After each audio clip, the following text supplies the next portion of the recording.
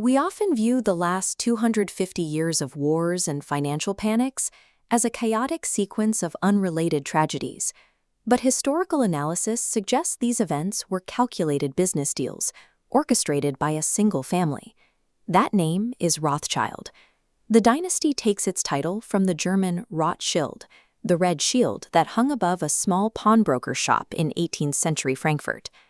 Meyer Amschel Rothschild built his financial foundation within an 18th century Frankfurt ghetto. His trajectory shifted when he secured the management of a $40 million fortune for the Landgrave of Hesse Castle, capital generated by renting out Hessian mercenaries to the British. Meyer ensured the growth of this fortune by dispatching his 5 sons to the 5 major financial capitals of Europe: Frankfurt, London, Paris, Vienna, and Naples. By threading this cross-border financial web, the family created an entity that operated outside the legal boundaries of any single government. Among the 5 brothers, the London-based Nathan Rothschild proved to be the most effective strategist. During the Napoleonic Wars, Nathan identified high-speed information logistics as the primary driver of profit, even more valuable than physical gold. He established a private courier network of fast ships and carrier pigeons that outpaced the British government's own mail system. This allowed Nathan to learn the outcome of the Battle of Waterloo a full day before it reached London. The family also reportedly influenced the battlefield directly by keeping French Marshal Soult on their payroll, ensuring he would sabotage Napoleon's forces from within. Waterloo demonstrated the core mechanism of the family's power: monopolizing intelligence and funding both sides of a conflict to steer the fate of nations. By the 1860s, this strategy targeted the United States. Dr. John Coleman argues the American Civil War was a deliberate fracture engineered by European financial powers to neutralize a rising competitor. British Prime Minister Benjamin Disraeli, a documented protege of the Rothschild family, was deeply involved in this strategy. He saw a divided America as a way to preserve European financial dominance. Abraham Lincoln identified his true adversary as the international financiers manipulating both factions, rather than the Confederate Army. Lincoln bypasses the international banking cartel by issuing his own debt-free government currency, the greenbacks.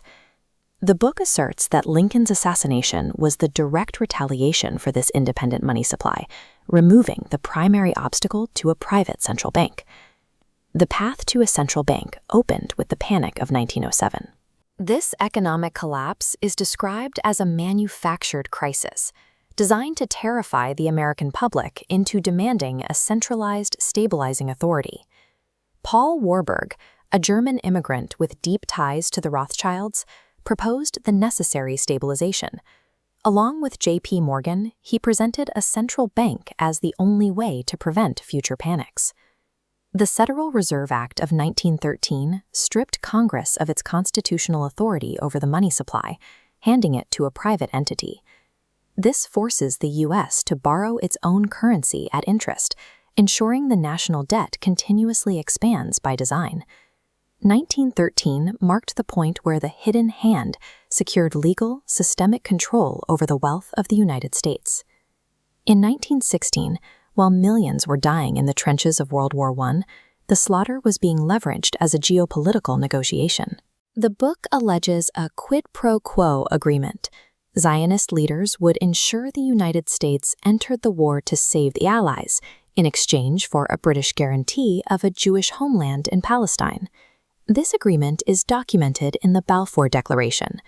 Notably, the British government addressed this formal commitment to Lord Rothschild, a private banker, rather than a state official. This was a triple cross that betrayed Britain's prior promises to Arab forces who were also fighting for that land. The betrayal left figures like T.E. Lawrence bitterly ashamed of the empire's duplicity. World War I demonstrated that conflicts had become instruments to draft an entirely new map of the world. Waterloo, the Federal Reserve Act, and the secret treaties of World War I serve as sequential stages in a 250-year business plan. Dr. Coleman identifies the governing body of this plan as the Committee of 300, a board of directors steering global policy toward a singular outcome. Their alleged endgame involves the systematic erosion of national sovereignty, religion, and patriotism to centralize control over all global resources. This process replaces independent borders and identities with a singular, tightly regulated global system after a century of manufactured panics and world wars.